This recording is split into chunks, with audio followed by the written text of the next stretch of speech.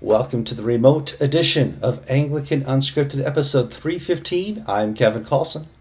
And I'm George Conger. Today's August 18th, 2017.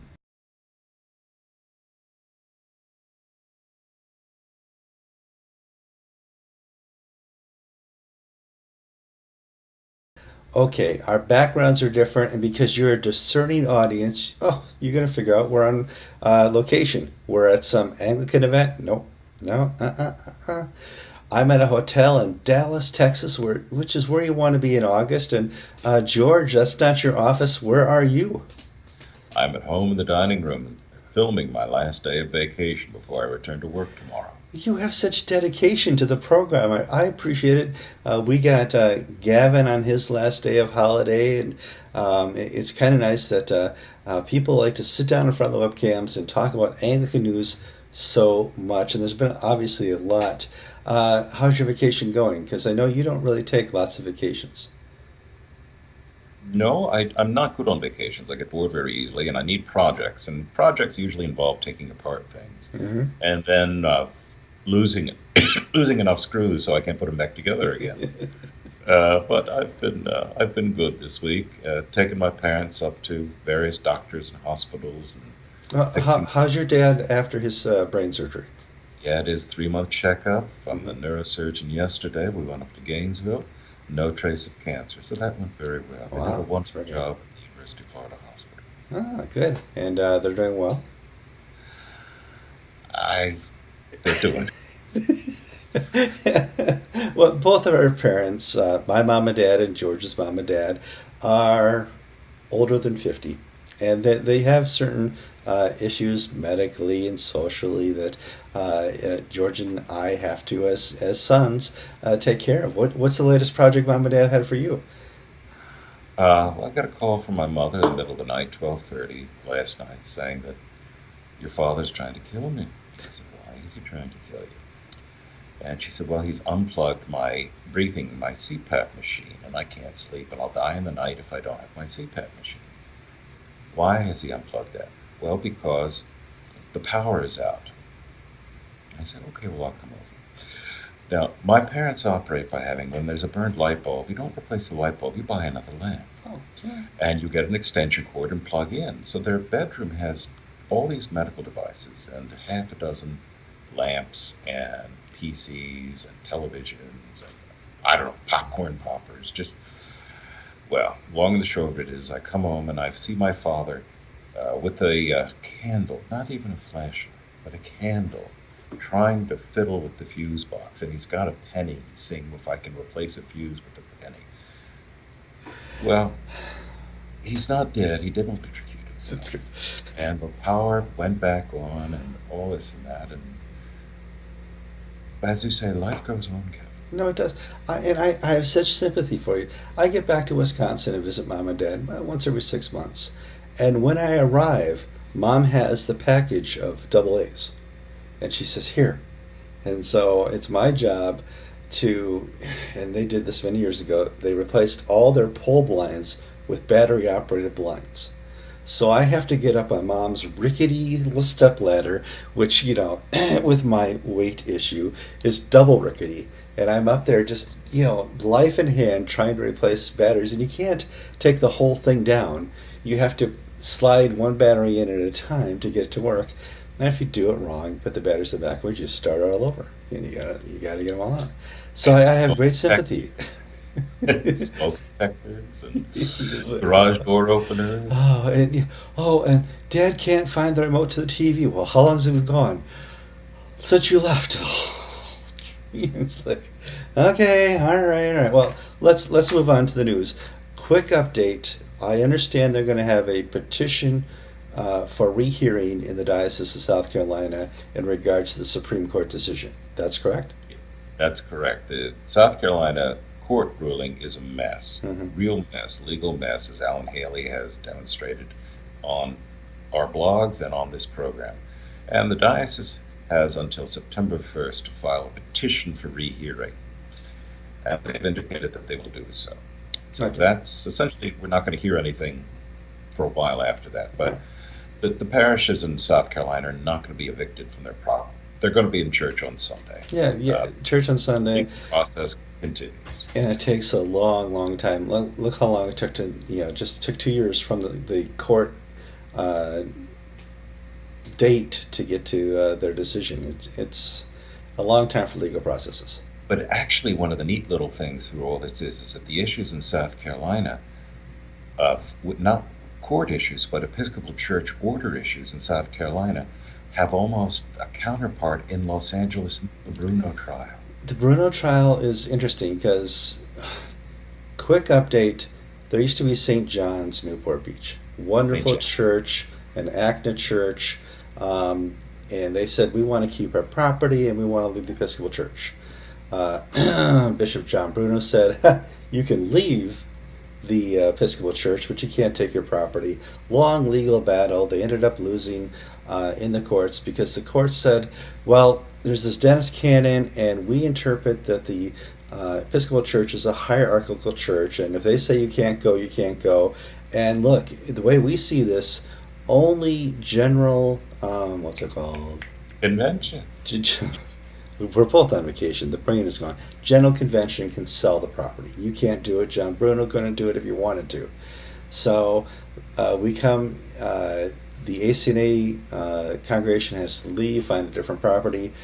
A new startup Episcopal church goes in there with some people, takes off, starts to work really well.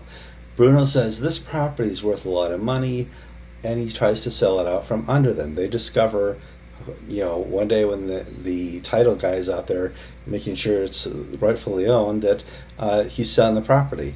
Locks the doors, kicks them out, and they fight him and say, you can't do this. They take him before, it's the Title IV Review Board, that's what it's called? Hearing panel. Hearing panel. And lo and behold, the hierarchical presiding bishop, Michael Curry, says, in the end here, listen, we're going to suspend you for 3 years by recommendation, and you can't touch St. James. George and I are like, yeah, St. James won. There's nothing that can be done here. They get to keep the property. Well, wait one more week and everything's changed, George. All right. Your summary is right in parts. It's a very good thumbnail. Thank you. Listen, it's hotel coffee. I'm not operating at 100% here, George. Oh, but the gist of what you're saying is correct. And the parish won. The hearing panels said to John Bruno, you can't do this. You're suspended for 3 years, and the parish is to restart. And the presiding bishop, to make doubly sure that nothing sneaky would happen, said, John Bruno, I remove you from authority. You're not allowed to sell the property. Well, the bishop coadjutor and the president of the standing committee met with the vicar and one of their wardens of St. James Newport Beach and said, surprise, surprise, even though Bruno's gone, we're going to sell it anyway. There's nothing you can do about it. And here is the funny thing. The Episcopal Church in South Carolina has said you can't leave and take property with you. The Dennis canon supersedes all. The Episcopal Church in Newport Beach, in the Diocese of Los Angeles, saying we don't care what the National Church says. We don't care. The bishop may be gone, but we, the diocese, are going to do what we're going to do. So what essentially the Episcopal Church in Los Angeles has adopted the South Carolina way of proceeding, except they're being a little more clever. Mm-hmm. The Diocese of South Carolina would not have any property issues if they abandoned Mark Lawrence when Catherine Jefferts Schori kicked him out. They could continue in all of their policies and rules and ways of proceeding because their only point of vulnerability was the bishop. And they stood by the bishop and suffered the consequences. Los Angeles just said, okay, we'll let the bishop go. But his acolytes, see, the standing committee president was criticized by the hearing panel for basically being complicit in all the evil things John Bruno did. Not exercising a proper jurisdiction, of not fulfilling her office. And now Brunoism continues in the Diocese of Los Angeles without Bruno. No, it's I look at the Diocese of Los Angeles as a crime family. Okay, the patriarch got knocked off. Well, the siblings are going to take up, and the family's the family. Well, we need to be specific. It's not the diocese per se. It is those people who control the instruments of power in the diocese. You can have good people in dioceses who are equitable and do the best in all situations. And then you can have John Bruno. Uh, and really, at the end of the day, it's not a question of left right. It's a question of Christian leadership.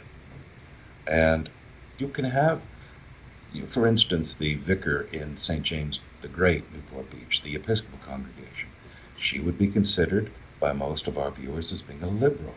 Yet she has demonstrated more integrity, more honesty. Bruno bribed her by offering her a $100,000 a year job with the Compass Rose Society to essentially go to cocktail parties and be nice to people. She didn't take the bribe. She stood by her people. She suffered for her principles, and she won through the Episcopal Courts of Justice. And the Diocese of Los Angeles is saying, its leaders are saying, no good deed goes unpunished. Well, no good deed goes unpunished. How does this reflect on Presiding Bishop Michael Curry? We understood, from South Carolina, hey, it's hierarchical. If the presiding bishop wants to kick out Mark Lawrence and keep the church as he can.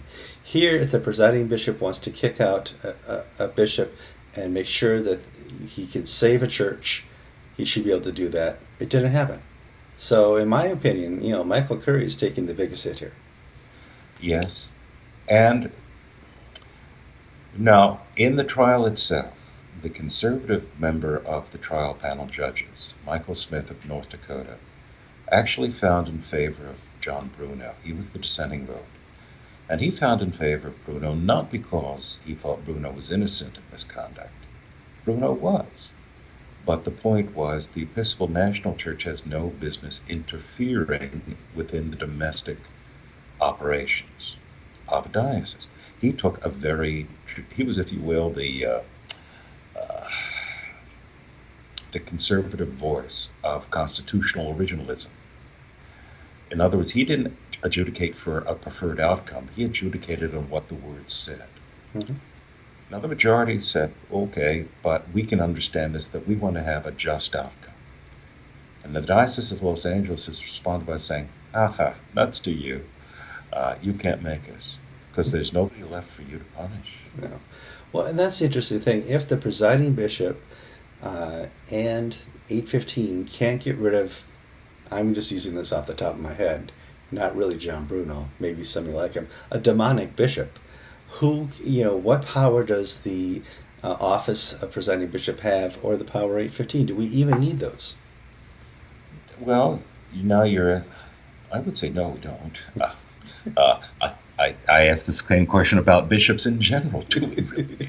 Some bishops drive me crazy. Yes, I agree. Yeah. Well, being a good low church Episcopalian, bishops are necessary evils, but I won't go farther than that. Uh-huh. But you're right, Kevin. Curry has very few options here. He can bring out the full hammer and fight this against the diocese. But that's not who he is. He's Mr. Reconciliation. He's Mr. Let's build bridges. He in all this Charlottesville stuff, his response has not been the kook screeds that some of the left Episcopal Church is doing, or even he's not acting like a Catholic Jeffrey Shore. He's trying to bring the two sides together to find justice and peace for all people. So he's not in his temperament to go out and pick the fight, I believe. No, and so unless St. James Newport Beach is able to get a civil lawyer, because as Alan Haley has said, the legal arguments put forward by the Bishop of Los Angeles as to why they have to honor Bruno's contract are spurious. Well, I don't think there's any church apart from pressure. There's no church action that can be done to save them at this point. No, and that's a sad thing. We had so much hope, and it's so bad that at St. James, both congregations were just drugged through the spiritual mud for the last dozen years over all this. And at the end of the day, you have to really say that this is profoundly un-Anglican, how the diocese is behaving. And why I say that is not for political purposes, but maybe my theological biases. The articles of religion, the sort of the foundational doctrines of our particular brand of the Christian faith, identify what the church is. Mm-hmm. And it defines the church as the assembly of godly men, we would say men and women now, Mm-hmm. gathered in a particular place. It doesn't say the church is the bishop. It says the church is the congregation. And where should our emphasis and support be? On building up the bishop or building up that congregation of people in Christ? Yeah, it's not a fiscal asset. Oh well.